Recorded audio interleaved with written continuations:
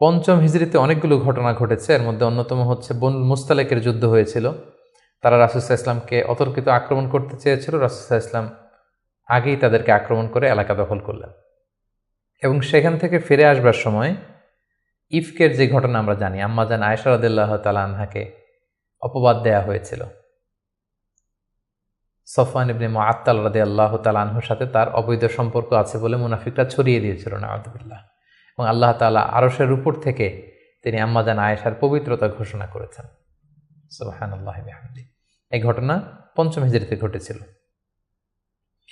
এবং পঞ্চম হিজরির সবচেয়ে ভয়ানক ঘটনা হচ্ছে আহজাবের যুদ্ধ বা খন্দকের যুদ্ধ। ইহুদি দুইটা গোষ্ঠী তারা যখন মদিনা থেকে নির্বাসিত হলো তাদের বিশ্বাসঘাতকতার কারণে, তারা যে কুরাইশদের লিডারদেরকে ফুসলাতে লাগলো, গাতাফান গোত্রের লিডারদেরকে ফুসলাতে লাগলো, আরবদেরকে ফুসলাতে লাগলো যে মুহাম্মদ কিন্তু তার দলবল নিয়ে দিনকে দিন শক্তিশালী হচ্ছে, এখনই সময়। এবছর যদি আমরা তাকে অ্যাটাক করে পরাহত করতে না পারে আমরা আটকাতে পারবো না। ফুসলাতে প্রভোগ করতে করতে তারা 10,000 সৈন্য জমা করলো এবং তারা প্ল্যান করলো যে আমরা 10,000 অ্যাটাক করব। আর ইহুদিদের একটা গোত্র ছিল বনু কুরাইজা, তারা এখনো পর্যন্ত কোনো চুক্তি ভঙ্গ করেনি, ফলে আপ আনটিল দ্যাট টাইম তাদের সাথে রাসূল সাল্লাল্লাহু আলাইহি ওয়াসাল্লামের সুসম্পর্ক ছিল এক ধরনের। তারা প্ল্যান করলো কোনোভাবে আমরা ভেতর থেকে বিশ্বাসঘাতকতার জন্য বনু কুরাইজাকে আমরা বলবো। তারা সেটাই করলো, 10,000 সৈন্য মদিনাতে অ্যাটাক করলো। এখন রাসূল সাল্লাল্লাহু আলাইহি ওয়াসাল্লাম কী করবেন?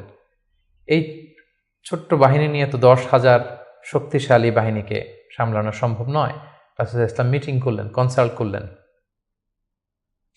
সালমান আল ফারিসি তিনি বললেন যে আমরা আমাদের পারস্যে যুদ্ধের অনেকগুলো মাধ্যমের একটা মাধ্যম হচ্ছে ট্রেঞ্চ খনন করি, পরিখা খনন করি। বিশাল মদিনার চারদিকে বিশাল গর্ত করে আমরা এমন পরিখা খনন করব ফলে আর মদিনাতে আসতেই পারবে না। আসতে হলে আগে মই দিয়ে নিচে নামতে হবে, তারপরে আবার মই দিয়ে উপরে উঠতে হবে। এই মুহূর্তে আমরা তীর মেরে তাদেরকে নাস্তানাবুদ করতে পারবো। রাসূল ইসলাম রাজি হলেন। কয়েক কিলোমিটার ব্যাপী মদিনার দুই দিকে এক পাশ থেকে আরেক পাশে বিশাল পরীক্ষা খনন করলেন সব সাহাবা। রাসূল ইসলাম নিজেও এই পরীক্ষা খননের কাজে অংশগ্রহণ করলেন। 10,000 সৈন্যবাহিনী আসলো। তারা ভেতর থেকে বনু কুরাইজাকে বিশ্বাসঘাতকতার জন্য উদ্বুদ্ধ করলো। তারা রাজি হচ্ছিল না, অবশেষে রাজি হলো। রাসূল ইসলাম আল্লাহ সাহায্য চাইলেন যে আল্লাহ, ভেতর থেকে যদি বনু কুরাইজা বিশ্বাসঘাতকতা করে অ্যাটাক করে, বাইরে থেকে ওরা যদি আসে, আমরা তো শেষ হয়ে যাব।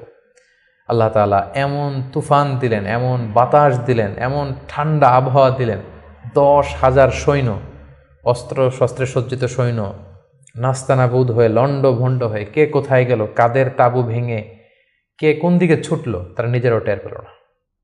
এভাবে আল্লাহ তাআলা এই কনফেডারেটস, এই বিশাল বাহিনীর হাত থেকে রাসূল সাল্লাল্লাহু আলাইহি ওয়াসাল্লামকে মদিনাবাসীকে রক্ষা করলেন।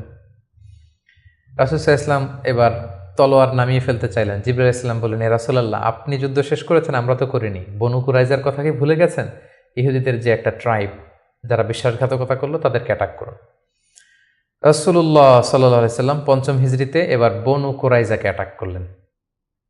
পরে তারা বাধ্য হলো তাদের মিত্র সাদ বিন মুআজ রাদিয়াল্লাহু তাআলা আনহু যেটা বলবে এটাই ফয়সালা হবে। দীর্ঘদিন তারা রাসূল সাল্লাল্লাহু আলাইহি ওয়াসাল্লাম তাদেরকে চারদিক থেকে ঘেরাও করে রাখলো। পরে সাদ বিন মুআজ বললেন যে এটা বড় বিশ্বাসঘাতকতা, তাদের এই বিশ্বাসঘাতকতা যদি সফল হতো আমরা সবাই মারা যেতাম। সো আমার রায় হচ্ছে তাদের এই বিশ্বাসঘাতকতার শাস্তি হতে হবে অনেক বড়।